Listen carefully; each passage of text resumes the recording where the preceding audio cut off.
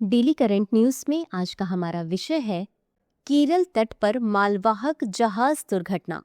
आज का हमारा टॉपिक पर्यावरण एवं पारिस्थितिकी से संबंधित है।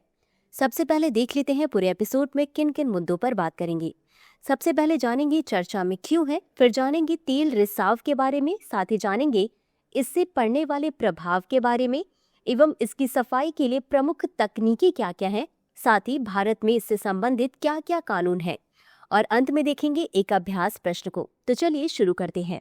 हाल ही में केरल सरकार ने राज्य के तट पर लाइबेरियाई कंटेनर जहाज MSE ELSA 3 के पलटने और डूबने के बाद राज्यव्यापी पर्यावरणीय आपातकाल की घोषणा की है।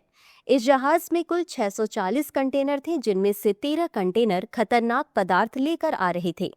भारतीय तटरक्षक बल ने केरल तट पर संभावित पारिस्थितिकी संकट को लेकर चिंता व्यक्त की है। आगे बढ़ने से पहले आपको बता दें, हमारी नोएडा शाखा पर IASGS फाउंडेशन हिंदी माध्यम का बैच 9 जून दोपहर 3 बजे से और अंग्रेजी माध्यम में यह बैच 4 जून सुबह 8 बजे से आरंभ हो रहा है। हमारा पता है C171/2 block A sector 15 Noida sector 15 metro station के पास। अधिक जानकारी के लिए संपर्क करें 8750187501 पर। दरअसल लाइबेरियाई जहाज से तेल का रिसाव हो रहा है और उसमें कैल्शियम कार्बाइड जैसे खतरनाक रसायन मौजूद हैं।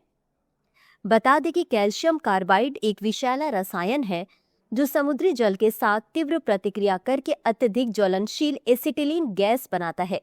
अब जान लेते हैं तेल रिसाव के बारे में। तेल रिसाव वह स्थिति है जब मानवीय गतिविधियों के परिणाम स्वरूप तरल पेट्रोलियम हाइड्रोकार्बन समुद्री या अन्य प्राकृतिक परिवेश में फैल जाते हैं। तेल रिसाव की घटना तब होती है जब समुद्र, नदी या किसी पानी के स्रोत में अनजाने या मानवीय गतिविधियों के परिणाम स्वरूप तेल फैल जाता है। यह ज्यादातर तब होता है जब जहाजों से तेल लीक हो जाता है या तेल की पाइपलाइन टूट जाती है। प्रभाव: तेल रिसाव समुद्री जीवों, पक्षियों और पौधों को बहुत नुकसान पहुंचाता है। तेल पानी की सतह पर तैरता रहता है और पानी में मौजूद ऑक्सीजन की मात्रा कम कर देता है, जिससे मछलियां और अन्य जीव मर सकते हैं। रिसाव से पानी में पाए जाने वाले शैवाल भी विषाक्त हो जाते हैं, जिससे समुद्र की खाद्य श्रृंखला टूट जाती है और झींगा तथा क्रस्टेशियन जैसे जीवों की संख्या कम हो जाती है। इससे मत्स्य पालन पर निर्भर परिवारों की आजीविका खतरे में पड़ जाती है। इस तेल प्रदूषण के कारण कई व्यावसायिक मछलियां खाने लायक नहीं रह जाती हैं। मछली के लार्वा और समुद्र की सतह के करीब तैरने वाले छोटे जीव भी इस प्रदूषण से प्रभावित होते हैं। अब देख लेते हैं तेल रिसाव की सफाई के लिए प्रमुख तकनीकें कौन कौन सी हैं। बायो रेमिडिएशन, इसमें the energy and resources institute द्वारा विकसित 2 प्रमुख विधियां आयल जैपर और आयलिवोरस S शामिल है। इनके तहत हानिकारक हाइड्रोकार्बन को हानिरहित कार्बन डाइऑक्साइड और जल में बदलने के लिए बैक्टीरिया का उपयोग किया जाता है। सोरबेंट्स, इसका प्रमुख उदाहरण मिल्की वीट पौधे के रेशे हैं जो आमतौर पर राजस्थान में पाए जाते हैं। इस पौधे का इस्तेमाल सोरबेंट सामग्री के रूप में किया जाता है। ऑयल बूम, यह तेल रिसाव को रोकने और फैलने से रोकने के लिए एक तैरता हुआ अवरोध है। ये देखने में लंबी तैरती हुई बाड़ जैसी होती हैं, जिनका स्कर्ट या पानी में तैरने वाली दीवार पानी के अंदर लटकती है। स्कीमर्स, ये ऐसी मशीनें होती हैं जो पानी की सतह से तेल को खुरच कर हटाती हैं। वे पहले तेल को एक जगह केंद्रित करती हैं और बाद में उसे कुशलता से स्किम कर देती हैं।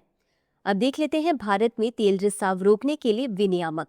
मर्चेंट शिपिंग अधिनियम 1958, यह अधिनियम जहाजरानी को नियंत्रित करता है। इसमें प्रदूषण नियंत्रण संबंधी प्रावधान शामिल हैं। यह समग्र समुद्री प्रशासन के लिए मार्पोल कन्वेंशन को अपनाता है। राष्ट्रीय तेल रिसाव आपदा आकस्मिक योजना 1996, भारतीय तटरक्षक बल, इसके तहत भारतीय जल में तेल रिसाव की प्रतिक्रिया के लिए नामित राष्ट्रीय प्राधिकरण है। इसी के साथ अंत में देख लेते हैं आज के अभ्यास प्रश्न को। बायो रेमेडिएशन के संदर्भ में निम्नलिखित कथनों पर विचार करें।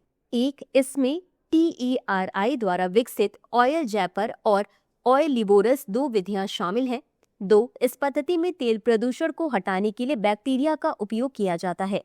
उपर्युक्त में से कितने कथन सही है या सही है? A केवल 1, B केवल 2, C 1 और 2 दोनों, D न तो 1 और न ही 2। इस प्रश्न का उत्तर कमेंट बॉक्स में जरूर दें। अभी के लिए बस इतना ही। धन्यवाद। डियर व्यूअर्स, अपने एग्जाम की तैयारी को और बेहतर करने के लिए हमारे चैनल को लाइक, शेयर और सब्सक्राइब करना न भूलें।